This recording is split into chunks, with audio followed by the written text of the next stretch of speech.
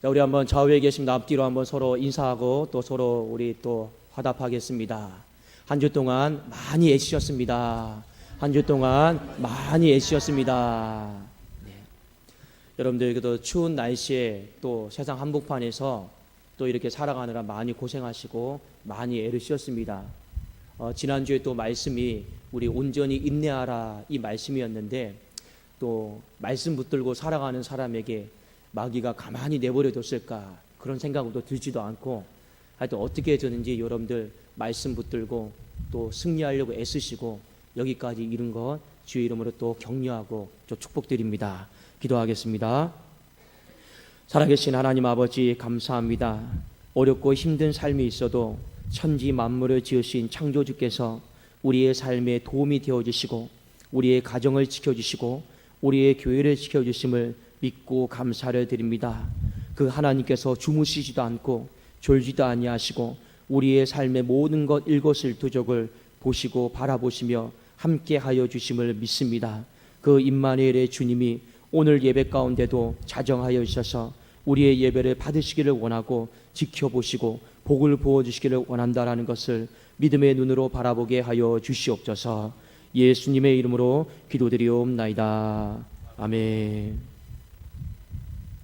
자, 오늘 두 마음 이 말씀의 제목을 가지고 함께 은혜를 나누고자 합니다. 야고보서 말씀은 신약의 잠언과 같습니다. 신약의 지혜서와 같은데 하나님의 백성들이 이 세상의 한복판에서 어떻게 살아야 되는가 구체적인 어떤 지침서 지혜를 주는 말씀이 바로 야고보서의 말씀입니다. 가장 먼저 우리에게 지혜를 줬던 이 지침서는 무엇이냐면 세상 한복판에 살면서 우리가 인내를 온전히 이루어야 된다. 인내해야 된다. 그것을 우리에게 지혜로 주었고 오늘 두 번째 우리에게 지혜로 주는 말씀은 무엇이냐면 우리가 두 마음을 품으면 안 된다. 우리가 한 마음으로 하나님 앞에 나가야 된다라고 하는 것을 일깨워주고 있습니다.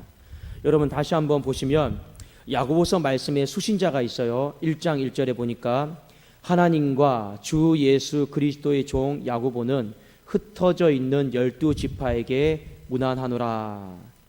야고보서의 수신자는 누구냐면 흩어져 있는 12지파입니다. 그러니까 쉽게 말씀을 드리면 세상 속에 살아가는 크리스찬들에게 주시는 말씀이 바로 야고보서에 있는 말씀이죠. 세상 속에서 크리스찬들이 살아가다 보니까 다양한 문제, 다양한 난관에 봉착하고 부딪힐 때가 있습니다. 이 문제를 우리의 힘과 능력으로 풀어갈 수 있으면 여러분 얼마나 좋겠습니까?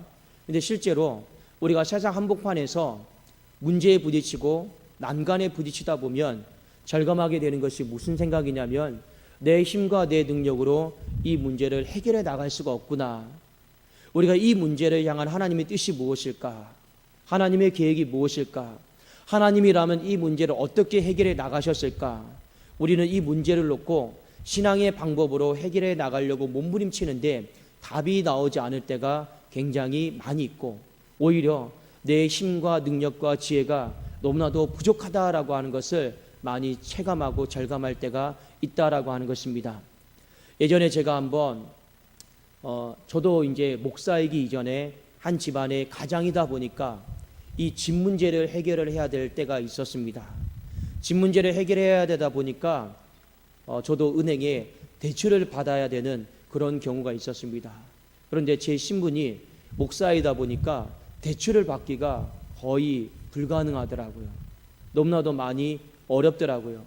그래서 이 문제를 대출을 받지 않으면 집 문제를 해결할 수가 없었습니다. 왜냐하면 딸아이는 점점 자라면서 사춘기가 접어들다 보니까 자기의 방을 달라고 하죠. 그리고 살던 집은 너무나도 춥고 어려워서 대출을 받으려고 했는데 겨우 대출을 받았어요. 그런데 조금 받았어요. 집을 구할 수가 없었죠. 그러다 결국에는 이 문제를 놓고 그렇게 하지 않으려고 했는데 부모님과 상의를 하게 되었습니다. 부모님과 논의하게 되었고 부모님에게 조금의 어떤 도움을 받아서 집을 마련했을 때가 있습니다. 제가 살아가면서 결혼하면서 마음속에 한 가지 다짐했던 것이 무엇이냐면 나는 죽는 한이 있어도 부모님에게는 손을 안 벌리리라. 이것이 제 마음에 좀 신조였고 다짐이었는데 결국에 이 집 문제 앞에서 어쩔 수 없이 부모님께 손을 내밀고 이렇게 의지를 했던 그런 기억이 있습니다. 나중에는 다 갚았습니다.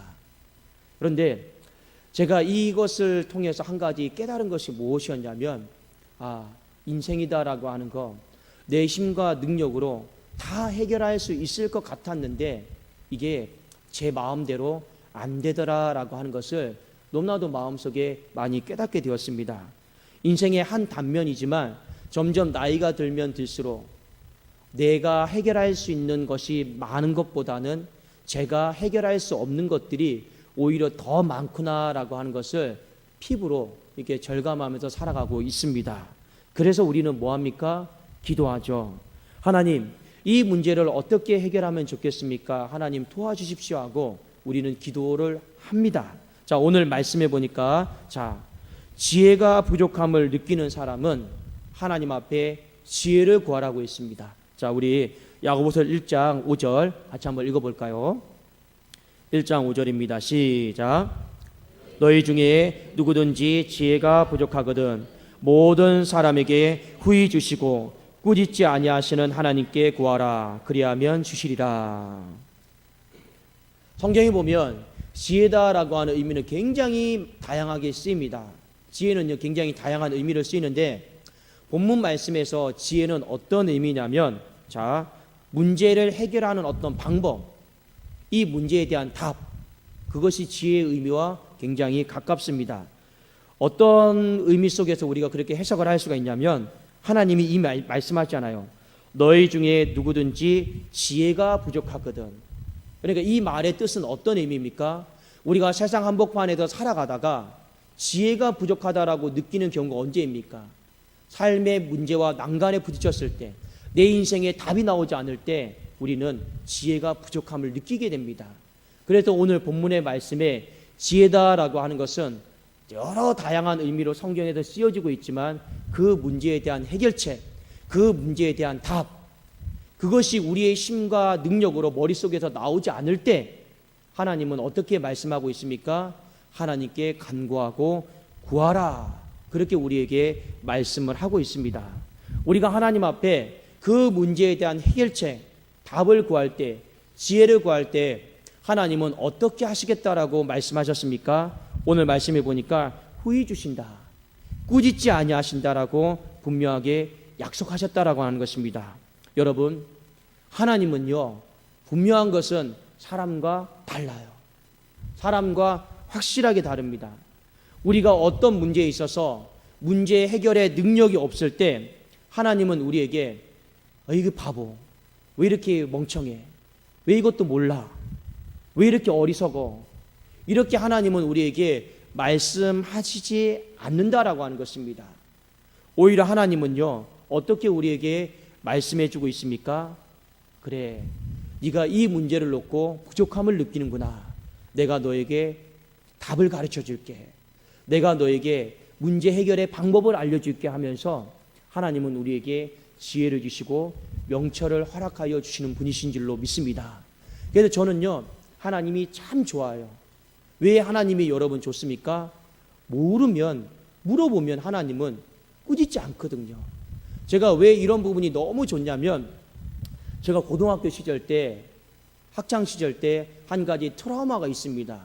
그 트라우마는 뭐냐면 선생님께 질문하는 거예요. 선생님께 질문하는 건데, 제가 웬만한 과목의 공부는 굉장히 잘했거든요. 근데 한 가지 제가 진짜 아무리 열심히 해도 성적이 나오지 않았던 과목이 뭐였냐면 수학이었습니다. 수학. 근데 학창 시절 때 선생님이 모르는 것 있으면 좀 질문해 보라고 해서 물어봤어요. 근데 선생님이 좀 가르쳐 주면요, 그때는 다 알 것만 같아요. 근데 다시 한번 저 혼자 그 문제를 풀어보면 여러분, 압니까 모릅니까? 또 잘 모르겠는 거라요. 그러면 한참 끙끙하다가 선생님께 다시 한번 질문을 드립니다.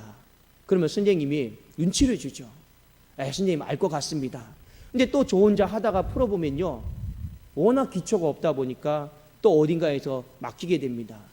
그 다음에 또 선생님한테 물어볼까 말까 고민하다가 선생님이 모르는 거 있으면 물어봐 해서 용기를 내서 물어보면요, 그 다음부터는요, 너는 왜 이것도 모르냐, 도대체 몇 번을 가르쳐야지 아냐고 답답해하는 그 모습을 제가 지금도 기억이 생생해요. 그래도 제 마음속에 그 다음부터는 안 물어봐요. 안 물어보고 어떻게 합니까? 그냥 수학을 포기해버렸습니다. 그래도 제 마음속에 어떤 좀 트라우마가 있냐면 좀 모르는 거에 대해서 누군가에게 물어보는 거에 대해서 굉장히 좀 트라우마가 있습니다. 어떤 트라우마냐면 그 사람이 나에 대해서 한숨 짓지 않을까, 답답해하지 않을까, 아이고 저것밖에 몰라, 그런 표정 짓지 않을까, 그걸 좀 생각을 하면요, 물어보는 것이 굉장히 제 안에는 아직도 좀 어려울 때가 있습니다. 그래서 저도 교회에서 원로 목사님이 어떤 문제에 대해서 전화 자주 하고 물어보라고 해도 잘 못하겠더라고요. 왜냐하면 이상하게 그런 좀 트라우마가 있어요. 자, 그런데 그런 것이 있다 보니까 이것이 그대로 하나님께 옮겨질 때가 있습니다. 하나님 앞에 내가 이 삶의 문제에 대해서 모르는 것이 있으면 물어보고 여쭤보는 것이 어려울 때가 있었습니다. 그런데 극복했어요. 왜 극복했느냐? 믿음으로. 하나님이 분명히 우리에게 말씀하셨잖아요. 너희 중에 지혜가 부족하거든 후히 주시고 꾸짖지 않는다. 여러분 얼마나 멋있습니까? 후히 주신다라는 이 말로도 충분한데 꾸짖지 않는다라고 하는 이 말을 여러분 얼마나 우리에게 힘이 되고 위로가 되는 말씀입니까? 저는 이것 때문에 너무 하나님이 좋습니다. 후히 주시고 꾸짖지 않고 넘치도록 하나님은 우리에게 허락해 주실 줄로 믿습니다.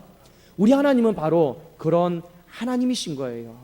그래서 하나님께서 우리에게 하시는 말씀이 무엇이냐면 하나님께 구하는 것, 두려워하지 말라라는 거예요. 제가 왜 여러분들에게 이 말씀을 또 제3, 제4 말씀을 드리느냐? 어떤 사람은 기도할 때 내가 이런 문제를 가지고 하나님이 기도하면 싫어하실지도 몰라. 이런 문제를 가지고 기도하면 하나님이 안 들어주실지도 몰라. 이런 문제를 가지고 기도하면 하나님께서 너 믿음의 사람이 그것밖에 못 구하나 이렇게 책망하실지 몰라 생각하는 사람들이 의외로 많이 있더라라는 것입니다. 그래서 기도 안 해요. 기도를 어려워한다라고 하는 것입니다. 근데 여러분 아니다라는 거예요. 우리가 어떤 기도 제목을 가지고 하나님 앞에 기도하든 그 내용과 상관없이 하나님 앞에 믿음으로 구할 수 있기를 주의 이름으로 축원합니다. 그러면 하나님은요 들으세요. 기도할 때 여러분 중요한 게 무엇인지 아십니까? 믿음이에요. 내가 어떤 기도의 내용을 가지고 구하느냐 그것은 그렇게 중요하지가 않습니다. 여러분 만일 여기 앞에 보면 꽃이 있죠. 자, 이 꽃을 장식하려고 하는데 꽃꽂이를 하는 사람은 하나님 앞에 이렇게 기도할 수도 있습니다. 하나님 여기 주황색으로 놓을까요? 하나님 분홍색으로 놓을까요? 아니면 그냥 하얀색으로 놓을까요? 여러분 이렇게 이걸 놓고 기도할 수 있을까요? 없을까요? 있어요. 있어요. 예를 들면 우리 주방에서 밥을 하시는 분이 밥에 물을 맞추는데 하나님 이만큼만 할까요? 이만큼만 할까요? 모르면 여러분 지혜를 구할 수 있을까요? 없을까요? 여러분 그렇게 기도해도 너 밥에 물 맞추는 것 가지고 나 바쁜데 나한테 구하냐? 하나님은 그렇게 말씀하시는 분이 아니시다라는 것입니다. 오히려 하나님은 어떠신 분입니까? 그래, 네가 밥 문제를 가지고도 물 맞추는 문제를 가지고도 나한테 간구하고 구하는 것을 보니까 참 고맙다 하고 꾸짖지 아니하시고 후히 주시는 하나님이신 줄로 믿습니다. 근데 중요한 게 있어요. 하나님이 기도하고 간구할 때 우리를 혼내실 때가 있어요. 기도의 내용을 가지고 우리를 꾸짖지 않습니다. 무엇을 가지고 우리에게 꾸짖고 혼을 내시냐면 바로 우리가 하나님을 의심할 때입니다. 기도하면서 우리가 하나님을 의심할 때는요, 그때부터는요 하나님 앞에 혼날 각오를 하셔야 된다라고 하는 것입니다.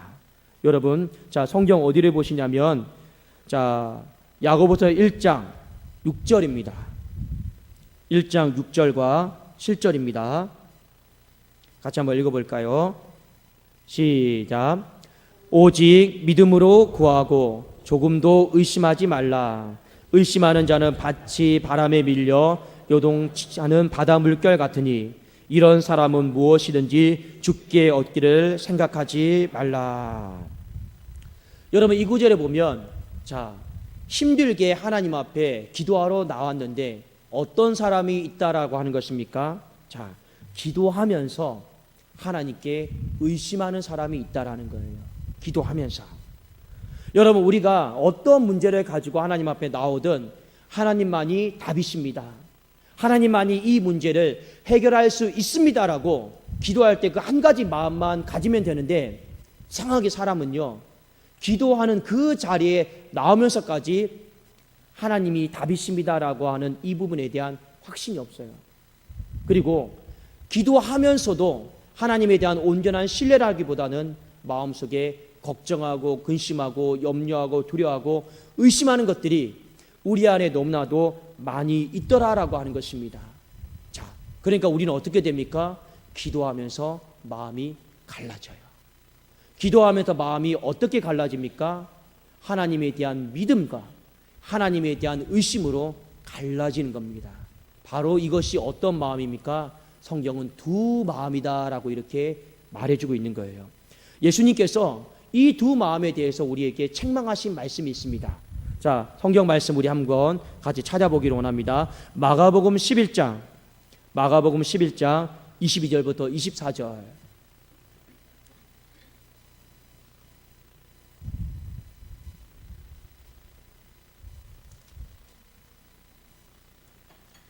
자, 우리 마가복음 11장 22절부터 24절인데 우리 같이 한번 읽어보겠습니다. 22절 먼저 읽겠습니다. 시작.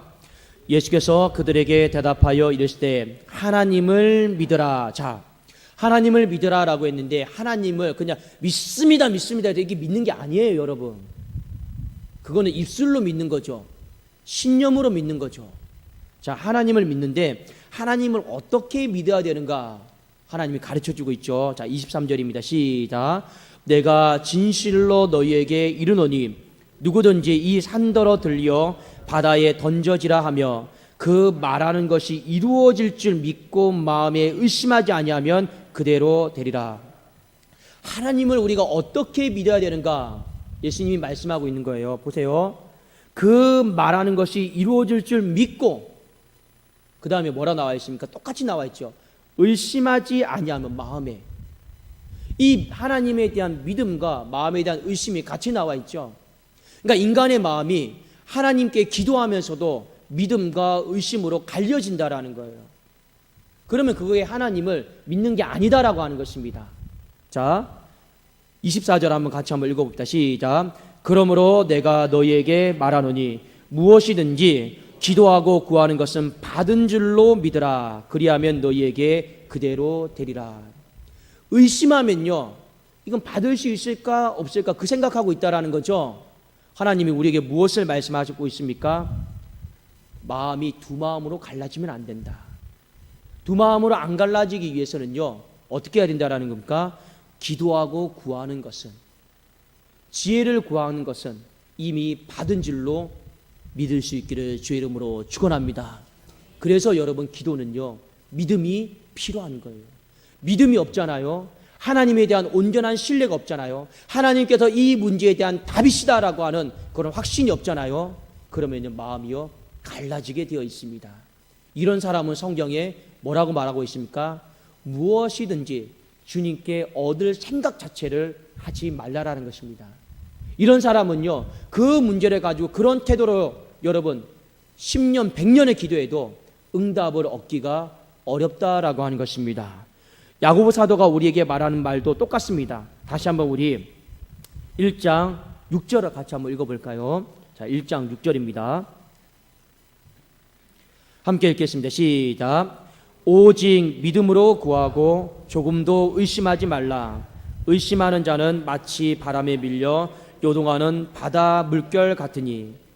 예수님이 말씀하신 것과 똑같죠. 오직 뭐만 필요하다라는 겁니까? 믿음만 필요하다라는 거예요. 그 다음에 뭐라 나와 있습니까? 조금도 의심하지 말라라는 겁니다. 여러분, 믿음의 반대말이 의심이에요. 믿음의 반대말이 의심입니다. 그러니까 하나님이 우리에게 요구하시는 건요, 오직 믿음입니다. 의심이 아니에요. 근데 이 의심이요, 믿음 안에서 가라지처럼 들어오는 거예요. 우리의 마음이 두 마음으로 갈라지게 만들어버리는 것입니다. 여러분, 의심 별거 아니다라고 생각하면 안 돼요. 물이 여러분 끓는 점이 있어요. 물이 몇 도씨에서 끓습니까? 100도씨에서 끓어요. 그런데 99도까지 팔팔팔 끓어도 마지막 여러분 1도가 부족하면요, 물은 끓습니까? 안 끓습니까? 끓지를 않아요. 마찬가지입니다. 우리가 하나님 앞에 기도할 때 99도의 믿음이 있다 할지라도 그 1도에 여러분 의심이 끼잖아요. 그러면 절대로 끓지 않습니다. 응답이 안 된다라는 거죠. 그 말은 무슨 말입니까? 주님 앞에 받을 생각을 할 수가 없다라고 하는 것입니다. 오늘 야고보 사도가, 그리고 하나님께서, 예수님께서 우리에게 하신 말씀이 무엇입니까? 그냥 단순히 의심하지 말라, 이 정도로 말씀하시는 것이 아니고 조금도, 이 조금도라고 하는 것은요, 1도도 의심하지 말라라고 하는 것입니다. 여러분, 하나님을 믿음에 있어서 믿음과 의심이요 자꾸만 갈라지면 안 돼요. 왜 제가 여러분들에게 이 말씀을 드리느냐? 사람을 대하다 보면요 갈라져요, 마음이요. 어떤 사람을 대하다 보면 믿기도 하는데 또 마음에 의심이 있어요, 우리에게는요. 그러니까 이미 우리는요 살아가면서 사람과 사람과의 만남 속에서 두 마음이 있어요. 갈라지는 마음이 있어요. 근데 이 갈라지는 마음이 사람에게는 여러분 괜찮을지 몰라도 경계하고 주의를 기울일 수 있으니까. 근데 이 마음이 하나님께 그대로 옮겨가 버리면요, 그때부터는요 신앙에 엄청난 문제가 생긴다라고 하는 것입니다. 한번 우리의 마음속에 하나님을 향해서 온전한 믿음이 있는가를 잘 점검해 보십시오. 하나님을 향해서 한 마음을 가지고 있는가를 점검해 보십시오. 신앙생활을 하고 있다고 생각하고 있지만 믿음도 있고 의심도 있고 마음이 이미 갈라질 대로 갈라진 사람, 혹시 내 자신은 아닌가를 우리가 돌아봐야 됩니다. 성경에 보면요 이스라엘 백성들이 꼭 이랬단 말이에요. 이스라엘 백성들이요 여러분 출애굽을 했잖아요. 애굽에서 살다가 출애굽을 했는데, 자 여러분 한번 잘 생각해 보세요. 출애굽을 할 때 하나님이 유월절 어린 양의 사건을 허락하셨습니다. 자 최소한 그래도 출애굽을 한 사람은 하나님에 대한 믿음이 있는 사람입니까? 없는 사람입니까? 믿음이 다 있죠. 믿음이 있잖아요. 그런데 이 사람들이 출애굽한 이후에 마음이 갈라져요. 어떻게 갈라집니까? 하나님에 대한 믿음 동시에 의심으로 갈라집니다. 자, 그 갈라지는 내용에 대해서 성경이 가장 잘 표현한 것이 무엇이냐면 하나님께서 이 먹는 문제에 대한 내용이었습니다. 좀 가다 보니까요 먹을 게 없어요. 그러니까 어떻게 합니까? 모세를 향해 불평하죠. 하나님, 우리에게 먹을 것을 주세요. 그러니까 하나님이 주신 게 뭡니까? 만나예요. 자, 하나님께서 기도하면서 구하면서 주신 양식이 바로 하늘 양식이 만나입니다. 그런데 이 하나님이 주신 양식을 받으면서도요 이스라엘 백성들은요 마음이 갈라져요. 어떻게 갈라지는가? 여러분 우리 한번 성경 같이 한번 보기를 원합니다. 자, 여기를 한번 같이 한번 볼까요?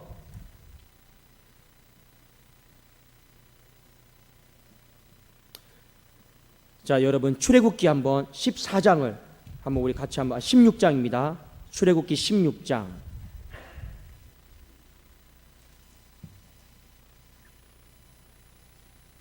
16장 19절 20절을 같이 한번 우리 보겠습니다.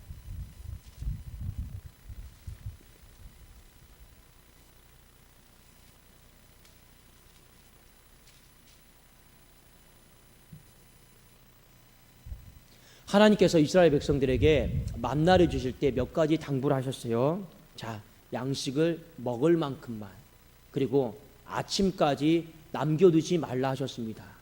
그런데 이스라엘 백성들이 하늘에서 내려온 양식을 다 받는데 어떤 사람이 있는가를 여러분 보세요. 자, 우리 16장 19절 20절입니다. 시작. 모세가 그들에게 이르기를 아무든지 아침까지 그것을 남겨두지 말라 하였으나 그들이 모세에게 순종하지 아니하고 더러는 아침까지 두었더니 벌레가 생기고 냄새가 난지라. 모세가 그들에게 노하니라. 왜 여러분 아침까지 남겨두었을까요? 이유는 딱 한 가지입니다. 하나님이 내일은 안 주실지도 몰라. 의심인 거죠. 분명히 하나님은요 이 만나를 일용할 양식처럼 하나님 주셨습니다. 주신다고 약속했습니다. 근데 마음에 의심이 있어요. 그걸 거두러 나가면서 모으면서도 어떤 의심이 있습니까? 하나님이 내일은 우리를 버릴지도 몰라. 하나님이 안 주실지도 몰라. 그러니까요, 인간이요, 거두러 나가면서 먹을 만큼만 거두지 않고 어떻게 걷습니까? 과할 정도로 탐욕스럽게 걷는 거예요. 그리고 어떻게 합니까? 자기만이 아는 공간에 숨겨두는 거죠. 왜냐하면 하나님이 안 주실지도 모르니까. 그러니까 근데 그 불순종으로 숨겨두고 의심했던 거 다 어떻게 됩니까? 썩어지게 돼요.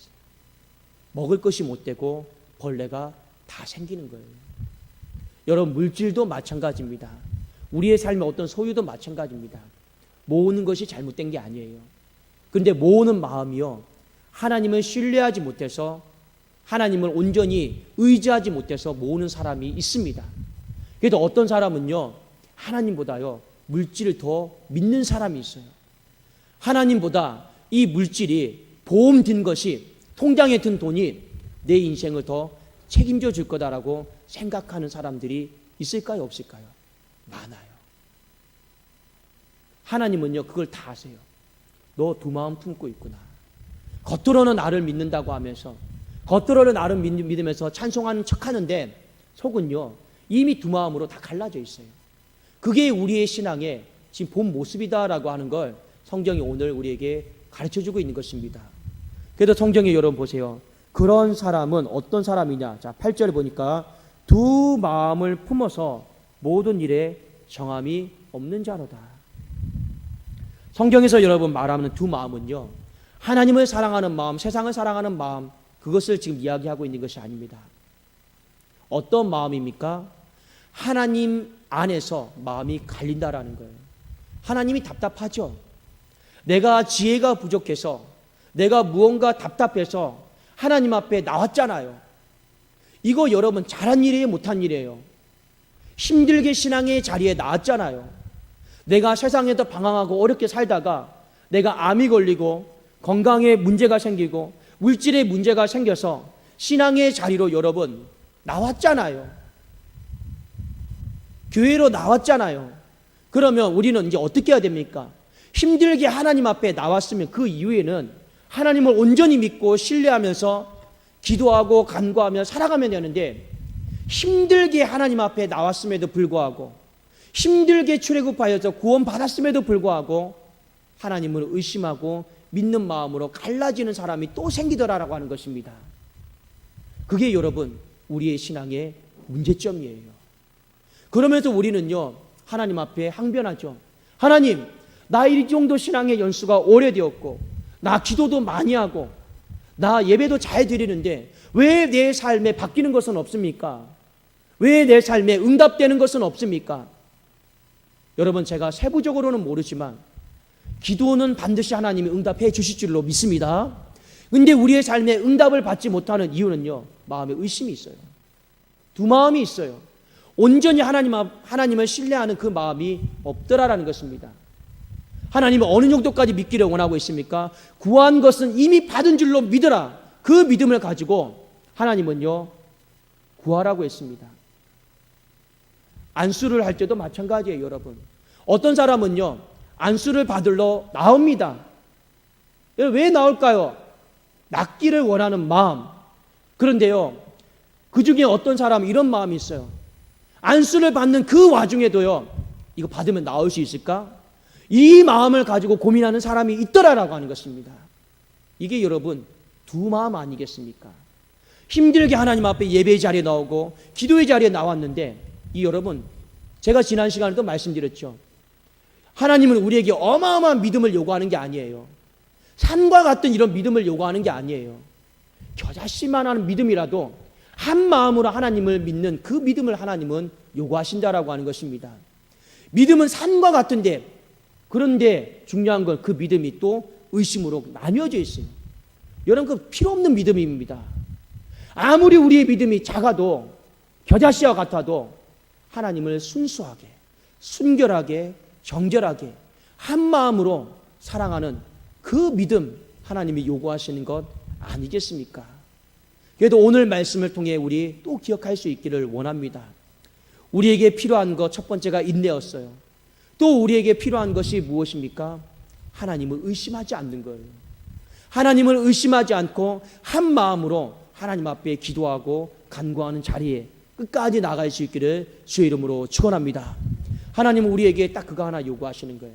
세상에 살다 보면 우리의 능력밖에 문제, 우리의 지혜밖에 문제, 우리가 해결할 수 없는 문제들이 얼마나 많이 있습니까? 그때 하나님 앞에 기도하십시오. 그때 하나님 앞에 기도의 자리로 나오십시오. 그리고 하나님 앞에 한 마음을 가지고 기도하며 간구하십시오. 하나님은요, 분명히 우리에게 약속하셨습니다. 꾸짖지 않는다. 후히 주신다. 넘치게 주신다. 이 말뜻이 여러분 어떤 뜻입니까? 내 생각을 뛰어넘어서 하나님이 기가 막힌 방법으로 그 문제를 관여하시고 역사하시고 해결해 주신다라고 하는 것입니다. 그렇지만 우리의 마음속에 하나님 앞에 기도함에도 불구하고 두 마음을 가지면 아예 얻을 생각을 하지 말라라는 겁니다. 그 사람은 마치 어떤 사람입니까? 바다에서 밀려서 요동하는 사람과 같다라는 거예요. 그의 마음의 심정은요, 안정이 없다라는 겁니다. 늘 불안정하다라는 것입니다. 여러분, 우리의 삶에 진정한 안정, 그 평안은 어디에서 옵니까? 하나님 앞에 한 마음을 가지세요. 한 마음을 가지고 기도하면요, 그 사람은요, 하나님이 내게 꾸짖지 아니하시고 가장 좋은 답과 해결책을 주실 것을 믿기 때문에 동시에 내 마음에 뭐가 이루어집니까? 평화가 이루어지는 거예요. 내 마음에 잔잔함이 이루어지는 거예요. 내 마음에요, 요동치지 않는 안정감이 이루어진다라고 하는 것입니다. 특별히 우리 내일부터 특별 새벽 기도회가 있죠. 여러분, 이 새벽 기도회에 어떤 마음과 어떤 기대감을 가지고 계십니까? 그냥 새벽 기도회니까 하나님 앞에 기도해야지 이런 마음 갖지 마시고 마음의 한 가지를 결단해 보세요. 하나님, 내가 한 마음으로 하나님 앞에 순종하겠습니다. 한 마음으로 하나님 앞에 기도해 보겠습니다. 한번 그 마음을 가지고 일주일의 시간을 주님 앞에 결단해 보십시오. 그러면 하나님께서 꾸짖지 아니하시고 후히 주시고 내 인생 가운데 내가 고민하고 애쓰는 문제들 하나님이 놀라운 방법으로 또 만져주시고 해결해 주시는 그 은혜가 또 한 주 가운데 분명히 있을 것입니다. 우리가 믿는 하나님 얼마나 좋으신 분이십니까? 여러분들에게 돈을 요구하는 것도 아니에요. 여러분들에게 어떤 어마어마한 걸 요구하는 것도 아니에요. 작은 믿음이라 할지라도, 겨자씨만한 믿음이라 할지라도 거기에 여러분 의심하지 마시고 온전한 믿음으로 하나님 앞에 나갈 수 있는 저와 여러분이 될 수 있기를 주의 이름으로 축원합니다. 기도하겠습니다. 살아계신 하나님 아버지, 감사합니다. 하나님, 우리 안에 한 마음을 허락하여 주시고 두 마음을 하나님 가지치게 하여 주시옵소서. 그리함으로 말미암아 우리에게 후히 주시고 넘치도록 주시고 우리의 삶의 모든 문제를 기가 막힌 방법으로 만들어 가시는 하나님을 보게 하여 주시옵소서. 한 마음을 품는 심령에게 이를 행하시는 여호와, 그것을 만들어 성취하시는 여호와 하나님을 경험하게 하여 주시옵소서. 감사드리오며 주 예수 그리스도의 이름으로 기도드리옵나이다. 아멘.